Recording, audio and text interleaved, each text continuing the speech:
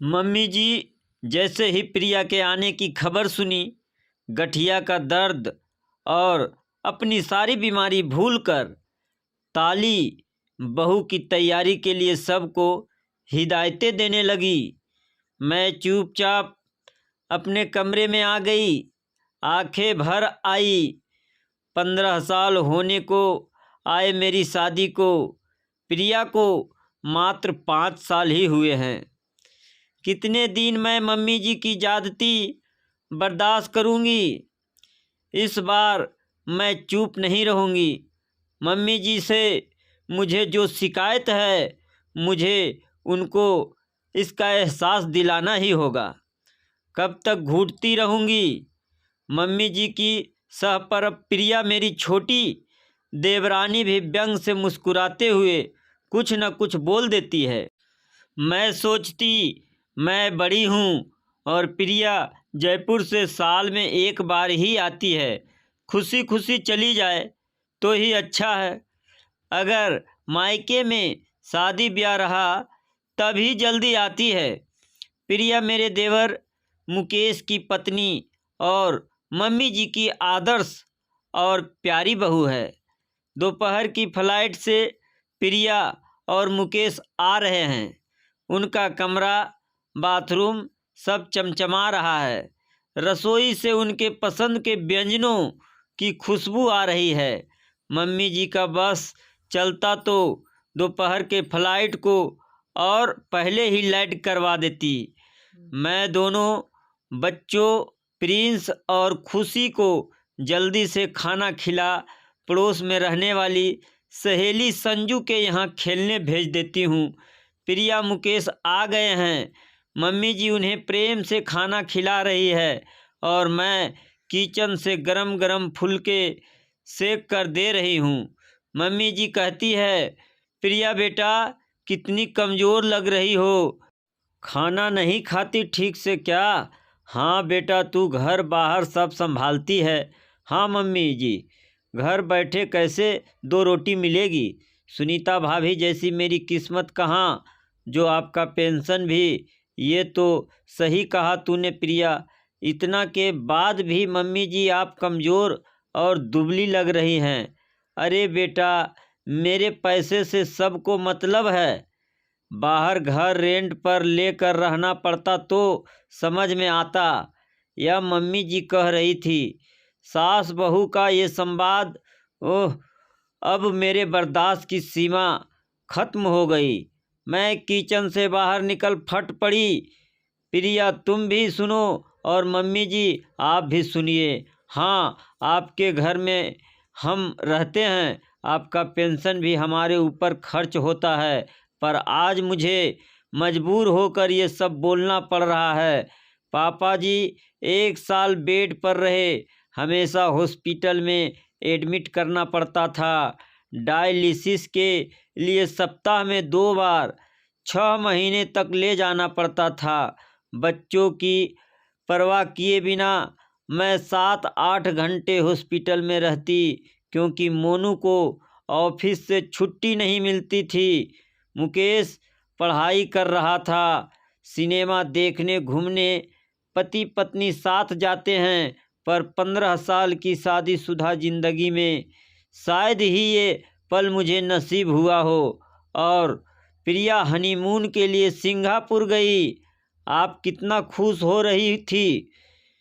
कभी मायके जाना होता मुझे तो घड़ों पानी पड़ जाता। आपके ऊपर रसोई और घर कैसे मेंटेन होगा। 2-4 दिन में ही मोनू समझा कर मुझे वापस ले आते। आपके घुटने में रोज दर्दनाशक तेल की मालिश करती हूँ, टाइम से दवा देती, सुबह उठते ही गर्म पानी और चाय लेकर खड़ी रहती हूँ, आपका बिस्तर ठीक करती, जो खाने को बोलती है तुरंत बना के देती हूँ। और प्रिया जिस पर आप अपना प्यार लुटाती है, मीठी मीठी बातें करती है, 2 साड़ी लाकर दे देती है और अपना कर्तव्य पूरा कर लेती है। मेरे लिए आप तीज में जो साड़ी लाकर देती है, सर माथे लगा पसंद नहीं आने पर भी पहन लेती हूँ। पर प्रिया को इतनी महंगी कांजीवरम आपने कितना खुश होकर खरीदा था।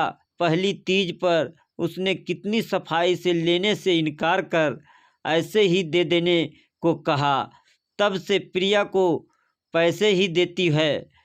वो साड़ी सुधा दीदी को ये कह कर दिया तेरे लिए लिया है। क्यों मम्मी जी, दूर के ढोल इतने सुहावने हो जाते हैं कि हमारा सब कुछ किया धरा बेकार हो जाता है। आप हमेशा रेंट और पेंशन का ताना देती है। माफ़ कीजिएगा, आपके ऊपर कोई खर्च नहीं होता। पिछले महीने सोडियम पोटेशियम की कमी हो गई थी, आपको डिहाइड्रेशन हो गया था, बच्चों की परीक्षा थी, सब छोड़कर 4 दिन हॉस्पिटल में रही। आपके साथ आपका हाथ टूट गया था तो नहाती थी आपको, मैं अपने हाथ से खाना खिलाती भी, बात बनाती थी। कौन कौन सी बहू और कौन सी बेटी आई थी आपकी सेवा करने। इतने मेहमान रिश्तेदार आते हैं, उनको यहाँ शादी या मरनी सब कुछ हमें देखना है। पता नहीं मोनू गए और मेरी बातें सुनकर मैंने कहा मम्मी जी कभी सोचिएगा, आपका पेंशन और रेंट लेकर भी कोई आपको करने के लिए तैयार हो तो मैं अपने बच्चों को लेकर चली जाऊंगी। शादी के पहले मैं स्कूल में पढ़ाती थी, पर शादी के बाद ससुर जी की बीमारी और घर की जिम्मेदारी के कारण मुझे नौकरी छोड़नी पड़ी थी। ये तो आपको याद होगा। और प्रिया, छोटी हो सम्मान दोगी तो प्यार मिलेगा, वरना तुम अपने रास्ते मैं अपने रास्ते। मैं रोते रोते सारी शिकायतें जो मेरे दिल में मम्मी जी और प्रिया को लेकर थी कह दी। मम्मी जी और प्रिया को ये उम्मीद नहीं थी, दोनों शौक थी। मोनू ज़बरदस्ती मुझे पकड़कर कमरे में ले गए। मेरी रुलाई रुक नहीं रही थी, बच्चे भी आ गए थे खेल कर। घर में अजीब सा सन्नाटा पसरा हुआ था, पर मैं आज बहुत हल्का महसूस कर रही थी।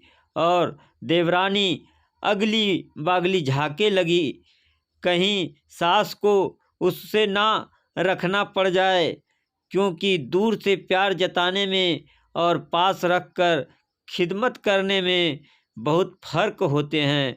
और हमेशा वही रिश्ते अच्छे लगते हैं जो बस प्यार जता देते हैं और करते कुछ नहीं। और जो दिन रात हमारे लिए करते हैं वो कभी अच्छे नहीं लगते हैं। एक कहावत है ना, दूर की ढोल हमेशा सुहानी होती है।